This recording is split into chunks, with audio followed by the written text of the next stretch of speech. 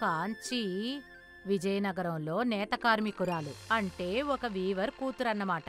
తను చూడ్డానికి అందంగా ఉంటుంది, కష్టపడి పనిచేస్తుంది. ఒకసారి మహారాజు విద్యాధర్ కొడుకు శ్రీరామ్ నగర సంచారానికి బయలుదేరారు.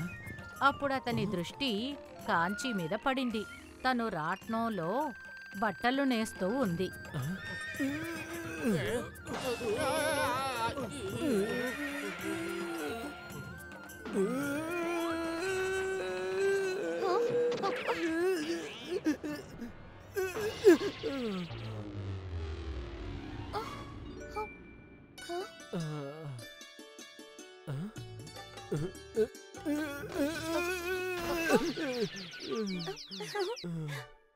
కాంచి అందాన్ని చూసి రాకుమారుడు శ్రీరామ్ అలా చూస్తూ ఉండిపోయాడు. ఇంత అందమైన, పైగా అంతగా కష్టపడే ఒక అమ్మాయిని అతనిప్పుడూ చూడలేదు. అందుకని అతను వెంటనే కాంచీని పెళ్లి చేసుకోవాలని నిర్ణయం తీసుకున్నాడు.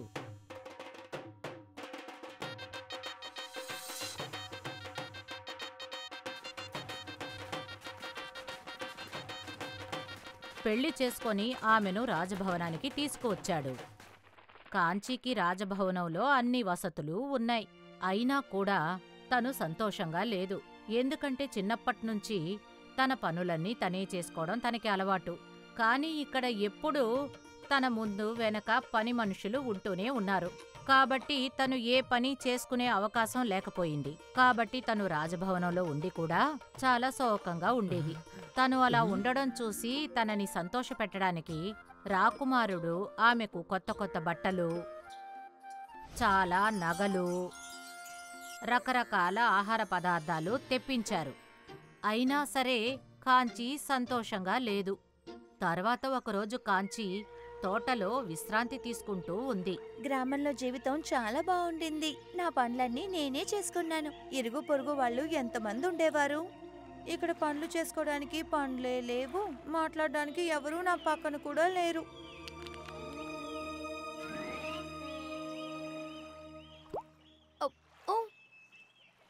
ఇదేం పురుగు? నేను ఇంతవరకు చూసిందే లేదు. కాంచి మొదటిసారి అలా ఒక పురుగుని చూసింది. అదే పట్టు పురుగు. దాని శరీరం నుంచి వచ్చే దారం ఉందే, అది పట్టు, అంటే సిల్క్ అన్నమాట. ఏంటిది? ఏదో తాడులాగా అలా వస్తోంది. ఇదెంత మృదువుగా ఉందో. ఈ తాడుతో నేను చాలా బట్టలు కుట్టగలను. సైనికులారా, ఈ చెట్లో ఉన్న అన్ని పురుగుల్ని నాకు తీసివ్వండి. వాటిని వేడి నీళ్ళలో వేసి ఇలా దారం తీయండి.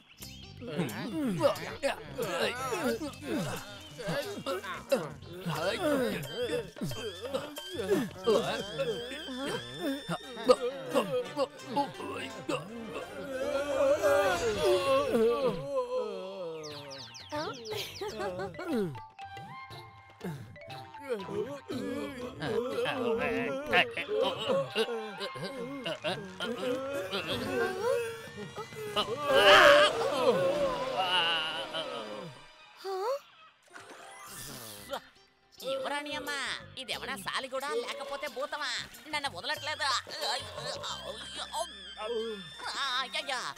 కాంచి ఆజ్ఞానుసారం వీరులు చెట్ల నుంచి అన్ని పట్టు పురుగుల్ని సేకరించి వాటిని తీసుకొచ్చి వేడినీళ్ళలో వేసేశారు. దానివల్ల పట్టుదారం ఎక్కువగా తయారయ్యింది. ఇది చూసి కాంచి చాలా సంతోషించింది. తర్వాత పట్టు వస్త్రాల్ని తయారు చేయడానికి తను రాట్నాన్ని అడిగింది. ఇది ఒక అద్భుతమైన దుస్తువు. ఇలాంటి అందమైన మెత్తనైన దుస్తువుని నా జీవితంలో నేను చూడలేదు. నేను ఇంతవరకు చూడలేదు. కానీ ఇది మీకు చాలా నచ్చింది కదా, నాకు సంతోషంగా ఉంది. నేను ఇలా చాలా బట్టల్ని తయారించాలి. అలాగే యువరాణి, ఎన్ని తయారు చేయగలరో అన్ని తయారు చేయండి. వీరులారా, మహారాణికి రాజ్యంలో ఉన్న అన్ని పట్టుపురుగుల్ని తీసుకువచ్చి ఇవ్వండి. ఈ రోజు నుంచి ఈ రాజవంశంలో అందరూ ఈ పట్టుబట్టల్ని మాత్రమే వేసుకోవాలి. ఇది వరకులా పనిచేయడం మొదలుపెట్టాక కాంచి మొహంలో సంతోషం కనిపించింది. ఆ తర్వాత ఈ విధంగా కాంచి తయారు చేసిన పట్టు వస్త్రాలు మెత్తగా ఉన్నాయి. మెల్లగా ఈ సమాచారం పొరుగు రాజ్యాలన్నిటికీ పాకింది. వాళ్ళందరికీ ఆ పట్టు వస్త్రాలను తయారు చేయాలనే కోరిక కలిగింది. మహారాజుకి వర్ధిల్లాలి. నేను మీ దగ్గర మహారాజు హిమబిందు ఒక కోరికని తీసుకువచ్చాను. మహామంత్రి చెప్పండి. మీ రాజ్యంలో మీరు తయారు చేసే ఆ పట్టు దుస్త్రాల గురించి ఎక్కువ విన్నాం. మా మహారాజా కోరిక దాన్ని మీరు ఎలా చేస్తున్నారు అని మాకు కూడా నేర్పించాలి. ఇలాంటి ఒక కళల్ని అందరికీ పంచుకోవడమే మంచిది. ఆ తర్వాత మీరు ఇలా చెయ్యడం వల్ల మీ గొప్ప 4 వేపులు వినిపిస్తుంది. తప్పకుండా. క్షమించండి మహారాజా, నేను మీతో ఒక విషయం మాట్లాడాలి. ఆజ్ఞాపిస్తున్నాను. ఈ కళ మన రాజ్యం యొక్క ఖనిజం. దీంతో వ్యాపారం చేయాలి తప్ప ఈ రహస్యాన్ని గురించి ఇంకెవ్వరికీ చెప్పకూడదు. కాస్త ఆలోచించండి మహారాజా. ఈ అందమైన పట్టు వస్త్రాల వలన మన రాజ్యం ఇంకా ఎంత బావుంటుంది. యువరాజు గారు చెప్పే ఈ విషయాన్ని నేను ఒప్పుకుంటున్నాను. మహామంత్రి నన్ను క్షమించండి. పర్వాలేదు, ఉంటేనే మహారాజా. యువరాజు వ్యాపారం చేయడానికే అనుమతి ఇచ్చారు. మాకు ఇదే చాలు మహారాజా. ఈ విధంగా విజయనగరం రాజ్యానికి చుట్టుపక్కల నుంచి పట్టు వస్త్రాల వ్యాపారం మొదలయింది. ఆ తర్వాత ఈ కళ వేరే ఎక్కడికి వెళ్లలేదు. అందువల్ల మహారాజు గారి ఆజ్ఞానుసారం ఎవరికీ విజయనగరం నుంచి పట్టుదారాలను లేదా పట్టుదారాల పట్టుపురుగులను నగరం నుంచి బయటికి తీసుకువెళ్ళడానికి అనుమతించలేదు. ఇంకా ఈ కళను నేర్పించడానికి అనుమతించలేదు. పట్టు వస్త్రాల వ్యాపారం వల్ల విజయనగరం అభివృద్ధి చెందడమే కాకుండా ప్రఖ్యాతి గడించింది. అరే, ఈ చీర ఎంత అందంగా ఉంది. అవును, ఇది ఎవరిది? నీకే. నాకా?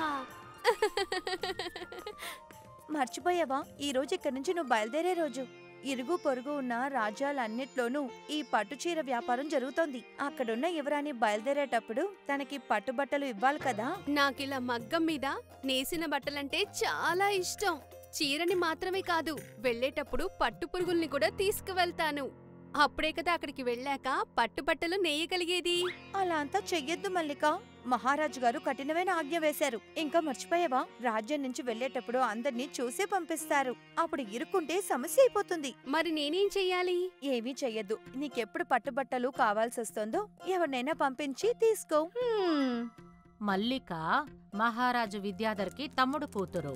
ఆమెకు కొన్ని రోజుల క్రితమే పొరుగు రాజ్యంలోని రాకుమారుడితో పెళ్లి జరిగింది. పట్టు వస్త్రాలను నెయ్యడానికి కాంచీకి అప్పుడప్పుడు మల్లిక సాయపడేది. కాబట్టి తను పెళ్లి తర్వాత కూడా పట్టు వస్త్రాలను నెయ్యాలని ఎంతో ఆశపడేది. కాని అది పట్టుపురుగులు లేకుండా జరగదు.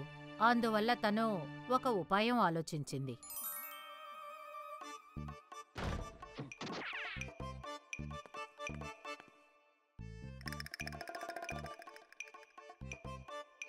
ఇప్పుడు చూస్తాను వీటిని తీసుకువెళ్ళడానికి నన్ను ఎవరు అడ్డుకుంటారని.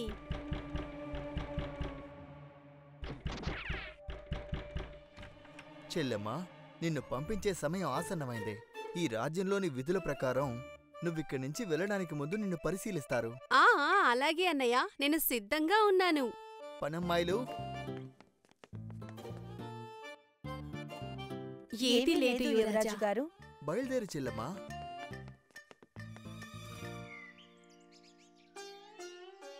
మల్లిక ఎంతో తెలివిగా తనతో పాటు పట్టుపురుగుని తీసుకొని ఇంకో రాజ్యానికి వెళ్లిపోయింది. అక్కడికి వెళ్లి సిల్క్ వస్త్రాలను తయారు చేయసాగింది. మల్లిక పట్టు వస్త్రాలను తయారు చేసే కళను విజయనగరంలో నేర్చుకుంది. అది అందరికీ చాలా బాగా నచ్చింది. అందువల్ల విజయనగరం ఇంకా మహారాజు విద్యాధర్ ఈ పేర్లు చాలా దూరం పాకిపోయాయి. ఇంకా అక్కడ పట్టు వస్త్రాల వ్యాపారానికి మంచి పేరొచ్చింది. మహారాజు ఈ విషయాన్ని బాగా గ్రహించారు. అదేమిటంటే అద్భుతమైన కళ దాయాల్సింది కాదు, తెలియజేయాల్సిన విషయం. అందువల్ల పట్టు వస్త్రాలను నేసే కళను అందరూ నేర్చుకోవడానికి ఆయన విజయనగర ద్వారాన్ని తెరిచి ఉంచారు. If you like this video, subscribe to our channel Murthy Media.